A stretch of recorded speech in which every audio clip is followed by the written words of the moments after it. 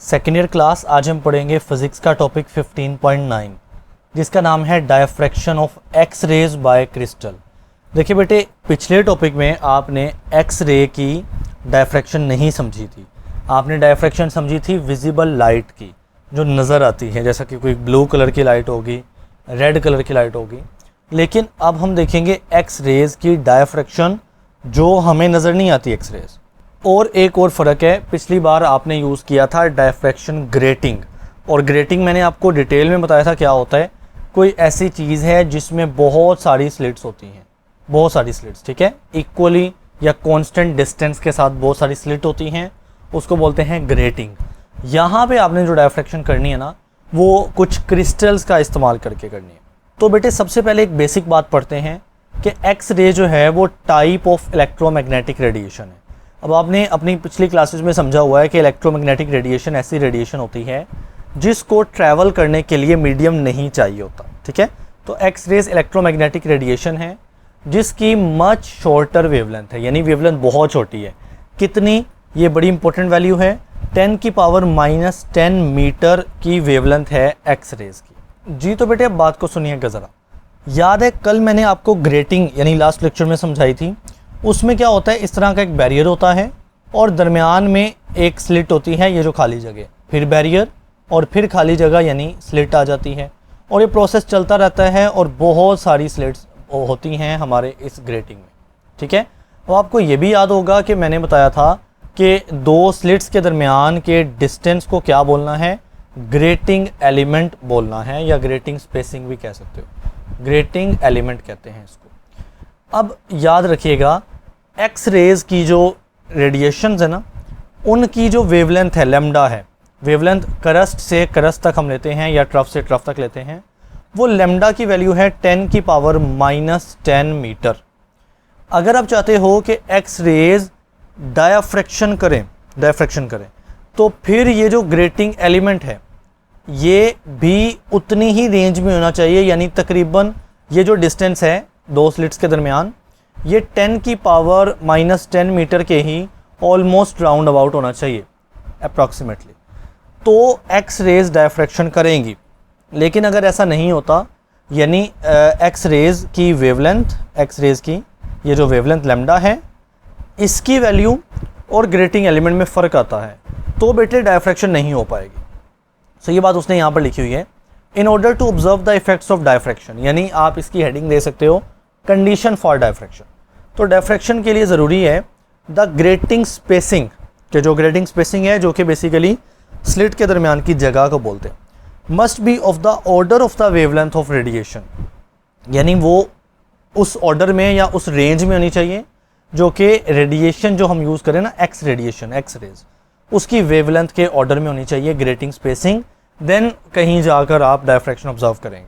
अब बेटे मसला ये है, प्रॉब्लम ये है कि हम प्रैक्टिकली ऐसा पॉसिबल नहीं है कि हम ये बना लें प्रैक्टिकली, ऐसी ग्रेटिंग, डायफ्रैक्शन ग्रेटिंग बना लें जिसमें स्लिट्स के दरमियान का डिस्टेंस हो 10⁻10 मीटर, क्योंकि वैल्यू बहुत छोटी है।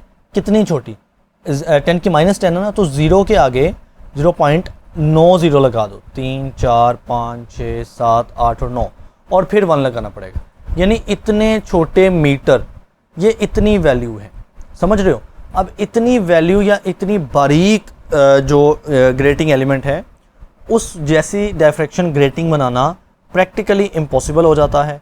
लेकिन हम देखते हैं कि नेचुरली ना क्रिस्टल्स होते हैं ना, क्रिस्टल्स के अंदर जो एटम्स हैं उनके दरमियान का जो डिस्टेंस है वो ऑलमोस्ट 10⁻⁻10 मीटर ही है। तो इसलिए जो क्रिस्टल्स होते हैं वो एक नेचुरल डायफ्रैक्शन ग्रेटिंग का काम करते हैं, और वहाँ पे एक्स रेज जो है ना वो डायफ्रैक्शन परफॉर्म कर लेती हैं। तो कहता है द रेगुलर अरे ऑफ एटम्स, अरे बोलते हैं अरेंजमेंट इन अ क्रिस्टल। आपने पढ़ा होगा कि क्रिस्टल के अंदर एटम्स जो होते हैं ना वो रेगुलर अरेंज होते हैं, वो पढ़ा था ना, क्रिस्टलाइन सॉलिड और अमॉर्फस सॉलिड। अमॉर्फस में एटम्स इरेगुलर अरेंजमेंट करते हैं, जबकि क्रिस्टल में रेगुलर अरेंजमेंट करते हैं। तो क्रिस्टल के अंदर जो एटम्स हैं वो रेगुलर अरेंजमेंट देते हैं, जिससे फॉर्म्स यानी बनता है अ नेचुरल डायफ्रैक्शन ग्रेटिंग, एक नेचुरल डायफ्रैक्शन ग्रेटिंग बनती है विद स्पेसिंग। और फ़र्क कितना होता है, that is typically nearly 10⁻⁻10 metre, यानी उतना ही जितना कि एक्स रेज की वेवलेंथ है 10⁻⁻10 मीटर, और जो स्पेसिंग है वो भी उतने ही साइज़ की है 10⁻⁻10 मीटर। तो इट मीन कि जो क्रिस्टल्स हैं, ये ऊपर लिखा है ना हेडिंग के अंदर क्रिस्टल्स के अंदर एक्स रेज की डायफ्रैक्शन पॉसिबल है। वजह बड़ी सिंपल है कि एक्स रे की जो वेवलेंथ है वो क्रिस्टल के अंदर नेचुरल स्पेसिंग के तकरीबन रेंज में आ रही है। तो नीचे वाली लाइंस में लिखा है कि जो डायफ्रैक्शन है वो सिमिलर टू विजिबल लाइट होगा, यानी डायफ्रैक्शन के प्रोसेस में कोई फ़र्क नहीं आएगा, चाहे आप अभी एक्स रेज का इस्तेमाल कर रहे हो या फिर आप पीछे विजिबल लाइट का इस्तेमाल करके आए हो, उसमें कोई फ़र्क नहीं आएगा जी। तो बेटा कहता है अगले पैराग्राफ में, the study of atomic structure of crystal. देखें, क्रिस्टल में एटम्स होंगे जिनकी एक रेगुलर अरेंजमेंट होंगी जो कि बिहेव करता है एज अ नेचुरल ग्रेटिंग। तो जो इनकी स्टडी है ना by X rays was initiated in 1914 by W.H. Bragg and W.L. Bragg। तो याद रखें, ये MCQs बन सकता है कि ये जो एक्स रेज को क्रिस्टल में एटम से हमने डायफ्रैक्शन करवाई है, ये सबसे पहले कब और किसने स्टडी किया। तो 1914 में W.H. Bragg, William Henry Bragg, W.L. Bragg, William Lawrence Bragg, इन्होंने स्टडी किया विद रिमार्केबल अचीवमेंट्स। तो आगे कहता है दे फाउंड, उन्हें पता लगा a monochromatic beam of X rays, कि एक्स रे की मोनोक्रोमेटिक एक बीम अगर हम लें, अब कन्फ्यूजन होती है। आपको याद होगा कि सर ने बताया था कि मोनो मतलब एक और क्रोम कहते हैं कलर को, तो सिंगल कलर वाली लाइट हम लेते थे ना, जैसा कि सिर्फ रेड ले लो, सिर्फ येलो ले लो, वाइट ना लो। तो एक्स रे की भी कोई लाइट होती है? Answer is no. अच्छा, अगर एक्सरे की लाइट नहीं होती तो फिर इसकी मोनोक्रोमेटिक बीम से क्या मुराद है? इसका मतलब है कि एक वेवलेंथ यूज़ करो, यानी अगर एक्सरे यूज़ कर रहे हो तो उसमें मौजूद तमाम रेज़ की जो लेमडा है, वेवलेंथ है, वो एक ही हो, बिल्कुल एक सेम वेवलेंथ। डिफरेंट वेवलेंथ होगी तो वो मोनोक्रोमेटिक नहीं होगी। तो अब हम इस साथ बनी डायग्राम को समझते हैं जो कि बनानी है इन केस के लॉन्ग आता है। तो बेटे ये सारे आपको जो डॉट्स नज़र आ रहे हैं ना यहाँ पर, ये वाले ये सारे क्या हैं? ये एटम्स हैं एक क्रिस्टल में। तो ये हमारे पास क्या है? एक क्रिस्टल है और उस क्रिस्टल में मौजूद एटम्स हैं, डॉट के ज़रिए रिप्रेजेंट किया गया इनको। अब ये जो एटम्स हैं जिनको हमने डॉट से रिप्रेजेंट किया, ये प्रॉपर प्लेन में मौजूद हैं।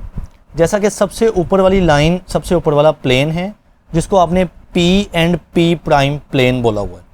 इस तरह से नीचे भी एक प्लेन बन रहा है जिसको हमने P1 and P1 prime plane बोला हुआ ना। फिर एक और नीचे प्लेन है एटम्स का, P2 और P2 प्राइम, और कहानी यहाँ तक रुकती नहीं है, वो नीचे जाते जाते हमने इतने की बनाने हैं, ठीक है। तो ये एटम्स ने अपने आप को प्रॉपरली प्लेन में अरेंज किया हुआ है। अब ये जो प्लेन है, दे एक्ट लाइक मिरर। अब मिरर की तरह काम करते हैं ये। तो सवाल ज़हन में आता है बच्चे के कि सर मिरर कैसे काम करता है? मिरर काम करता है रिफ्लेक्शन से। मसलन अगर हमारे पास इस तरह से एक मिरर पड़ा हुआ हो तो बेटे लाइट आकर उससे टकराती है और बाउंस बैक हो जाती है, जिस प्रोसेस को आप क्या बोलते हो? रिफ्लेक्शन बोलते हो। तो मिरर का जो बिहेवियर है वो रिफ्लेक्शन का होता है। तो यही बिहेवियर है इन एटम्स के प्लेन का, ठीक है। तो आइए इसको हम समझते हैं कि यहाँ पर किस तरह से डायफ्रैक्शन होती है। ओके, तो सबसे पहले हम देखते हैं कि एक लाइट आ रही है जिसको हमने वेव 1 बोला, या लाइट की रे पहली है, वो आकर ऊपर वाले इस एटम से टकराती है पॉइंट ए के ऊपर, और ये रिफ्लेक्ट हो जाती हैं, टकरा के वापस चली जाती हैं। और अब हम देखते हैं लाइट की दूसरी, लाइट से मुराद है एक्स रेज, ठीक है। अगर मैं लाइट कह भी रहा हूँ तो एक्स रेज ही मुराद लेनी है। तो एक्स रेज की दूसरी रे आती हैं जो कि नीचे इस सी पॉइंट पर टकरा कर एटम के साथ ना और इधर को चली जाती हैं। अब ये दोनों वेव्स आपस में मिल भी जाएंगी, जिससे डायफ्रैक्शन जिससे इंटरफेरेंस का पैटर्न भी आप ऑब्जर्व कर सकते हो। लेकिन एक कन्फ्यूजन जो बच्चे को होती है कि सर ये आप कह रहे हैं कि लाइट आकर टकरा के वापस जाती है, और आपने ही बोला कि ये प्रोसेस तो रिफ्लेक्शन का है। ये प्रोसेस किसका है? रिफ्लेक्शन का। तो फिर डायफ्रैक्शन क्यों हम स्टडी कर रहे हैं? क्योंकि नीचे भी लिखा है, हेडिंग भी क्या है? डायफ्रैक्शन की। तो बेटे ऐसा है कि रियलिटी के अंदर ना ये लाइट सिर्फ इस तरह से टकरा के रिफ्लेक्ट नहीं होती, बल्कि ये फैलती भी है। हमने तो यहाँ पर लाइनों की मदद से, रेज़ की मदद से जाहिर करना है ना, लेकिन प्रैक्टिकल केस में ये लाइट टकराने के बाद स्प्रेड और बेंड भी होती है, जैसा कि हमने कल डायफ्रैक्शन की डेफिनेशन देखी थी। ओके, अब बेटे देखें, जो पहली लाइट की रे है, आप देख रहे हो ये प्लेन के साथ एक एंगल थीटा बना रही है, ठीक है। अब हमने देखना है कि ये दोनों वेव्स आपस में इंटरफेयर करेंगी, दोनों वेव्स, और इंटरफेरेंस पैटर्न बनेगा जिसमें कुछ ब्राइट फ्रिंज होंगी और कुछ डार्क फ्रिंज होंगी। तो यहाँ पर आप देखो, जो पहली लाइट की रे है वो कम डिस्टेंस ट्रैवल कर रही है, जबकि लाइट की दूसरी रे ज़्यादा डिस्टेंस ट्रैवल कर रही है। कैसे? दूसरी रे इस बी पोजीशन तक तो सेम डिस्टेंस है ना, ए और बी का, पहली और दूसरी रे का ए और बी पॉइंट पर सेम डिस्टेंस है, तो उसने आगे, पहली रे ने यहाँ से ऊपर को चले जाना है, दूसरी रे ने नीचे होते हुए जाना है, लेकिन वो इस बी प्राइम वाले पॉइंट से ऊपर जा रही है सेम डिस्टेंस कवर करके। तो फ़र्क किधर आ रहा है? फ़र्क आ रहा है इस नीचे वाले डिस्टेंस का। आप देख रहे हो एक साइड का डिस्टेंस जो है ना वो डी साइन थीटा है, जिसको याद है हमने पाथ डिफरेंस बोला था, ठीक है, दो वेव्स के दरमियान। तो सी पॉइंट पर दोबारा से ये उतना ही पाथ डिफरेंस आ रहा है, यानी डी साइन थीटा एक और आ रहा है। तो एक्चुअली यहाँ पर दो तरह के पाथ डिफरेंस हैं। ये जो सेकंड या वेव नंबर 2 है ना, या रे नंबर 2 है, ये इस बी पॉइंट से सी पॉइंट तक, बी पॉइंट से सी पॉइंट तक एक पाथ डिफरेंस यानी डी साइन थीटा कवर करती है, और फिर इस सी पॉइंट से इस बी प्राइम पॉइंट तक, यानी ये वाला, ये दूसरा डी साइन थीटा है, दूसरा पाथ डिफरेंस है। तो ये जो दूसरी रे है, ये पहली रे से कितना टोटल पाथ डिफरेंस कवर कर रही है? Answer is D sine theta plus D sine theta, double जो हो गया, तो ये बन जाएगा 2d साइन थीटा, ठीक है, यानी डबल। तो 2d साइन थीटा क्या हो गया? इनके दरमियान, यहाँ पर बता देता हूँ, ये इनके दरमियान पाथ डिफरेंस है पहली और दूसरी रे के दरमियान, ठीक है। अब पाथ डिफरेंस डिसाइड करेगा कि कहाँ पर कंस्ट्रक्टिव इंटरफेरेंस होनी है और कहाँ पर डिस्ट्रक्टिव इंटरफेरेंस होनी है। तो आपको याद होगा, अगर पाथ डिफरेंस बराबर हो जाए n लैम्डा के, तो वहाँ पे होनी है कंस्ट्रक्टिव इंटरफेरेंस, जिसको बोलते हैं रे इन्फोर्समेंट, ठीक है, ब्राइट कलर मैक्सिमा। तो यहाँ पर पाथ डिफरेंस क्या निकल रहा है? 2d sine theta. तो अगर 2d sine theta equal to n lambda हो जाए, तो जैसा कि इस इक्वेशन में दिया गया है, 2d साइन थीटा जो कि पाथ डिफरेंस है पहली और दूसरी एक्स रेज के दरमियान, अगर ये बराबर हो जाए n लैम्डा के, तो बेटे ये होनी है कंस्ट्रक्टिव इंटरफेरेंस। और पीछे आपको ये मिल जाएगा कि ये यहाँ पर ना रीइंफोर्समेंट यानी कंस्ट्रक्टिव इंटरफेरेंस कब होनी है? जब path difference should be integral multiple of the wavelength, ठीक है। तो वेवलेंथ लैम्डा है और n जो है वो एक इंटीजर है, जिसकी वैल्यू 0 ±1 ±2 ±3 हो सकती है, जो कि बेसिकली ऑर्डर को बताती है, ठीक है। तो अब ये वो बता रहे हैं, value of n is referred to as the order of reflection, ठीक है, तो ये ऑर्डर को बताती है। The equation 15.8 is known as the Bragg equation. तो ये आपको MCQs बन जाता है, वो कहेगा टिक द ब्रैग इक्वेशन, जिसमें एक ऑप्शन बड़ा कंफ्यूजिंग होगा, वो कहेगा D sine theta equal to n lambda, जबकि ये गलत होगा, क्योंकि मैंने आपको बताया कि इस केस में 2d sine theta is the path difference. So 2d sine theta equal to n lambda, this is the right option. Okay, अब कहता है इट कैन बी यूज्ड, यानी ये जो इक्वेशन है ना, इसको इस्तेमाल किया जा सकता है किस चीज़ में? To determine the interplanar spacing between the similar parallel planes. अब बात को समझिएगा, इस केस में, इस डायग्राम में आपको D नज़र आ रहा है। D क्या है? जब हमने डायफ्रैक्शन ग्रेटिंग समझी थी तो स्लिट के दरमियान का फ़र्क था। मतलब अगर इस तरह से मैं बनाऊँ तो ये पहली स्लिट है ये वाली, और ये दूसरी खाली जगह यानी स्लिट है, इनके दरमियान के डिस्टेंस को आपने D बोला। यहाँ पर बेसिकली वैसी स्लिट्स नहीं है, यानी खाली जगह नहीं है, यहाँ पर वो काम एटम्स कर रहे हैं, यानी लाइट आके एटम से डायफ्रैक्शन और रिफ्लेक्शन कर रही है, ठीक है। तो एटम्स के जो प्लेन है, ऊपर वाला प्लेन, नीचे वाला प्लेन, उनके दरमियान के डिस्टेंस को बोला गया है डी। तो डी का क्या नाम है? डी का नाम है इंटरप्लेनर स्पेसिंग, प्लेन्स के दरमियान की जगह बिटवीन सिमिलर पैरेलल प्लेन्स, यानी एक जैसे जो पैरेलल प्लेन्स है ना एटम्स के, उनके दरमियान की जगह है इंटरप्लेनर स्पेसिंग। तो कहता है आप इस इक्वेशन से ये निकाल सकते हो, जाहिर है हम इस इक्वेशन से डी निकाल सकते हैं। कब? जब आपके पास थीटा मौजूद हो और जब आपके पास लैम्डा मौजूद हो, वेवलेंथ। तो आप निकाल सकते हो क्रिस्टल की ये D, interplanar spacing, if the X rays of known wavelength are allowed to diffract from the crystal. यानी अगर आपको एक्स रे की वेवलेंथ पता हो तो आप डी निकाल सकते हो इस इक्वेशन से, ठीक है। और डी क्या है? इंटरप्लेनर स्पेसिंग है। अब फाइनली हमारे पास जो एक्स रेज हैं, एक्स रे डायफ्रैक्शन है ना, उसके इस्तेमाल लिखे हुए हैं। तो कहता है जी X ray diffraction has been very useful in determining the structure of biologically important molecule such as the haemoglobin.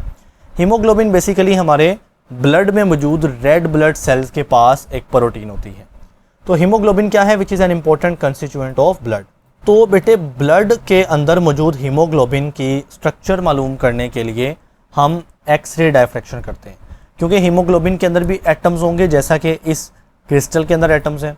तो फिर आप हीमोग्लोबिन के एग्जैक्ट एटम्स मालूम कर सकते हो कि कौन कौन से एटम हैं और उनकी पोजीशन या उनकी अरेंजमेंट क्या है हीमोग्लोबिन में। इसी तरह से double helix structure of DNA, biology में हम डीएनए भी पढ़ते हैं, जो कि इंसान का विरासती मादा होता है जो उसको अपने पेरेंट्स से मिला होता है। तो वो डीएनए की इस तरह की डबल हेलिक्स स्ट्रक्चर होती है, ठीक है। उस डबल हेलिक्स स्ट्रक्चर के अंदर भी जाहिर है एटम्स होंगे, उनकी एक अरेंजमेंट होगी, पोजीशन होगी। तो ये भी हम एक्स रे के डायफ्रैक्शन टेक्निक से मालूम कर सकते हैं।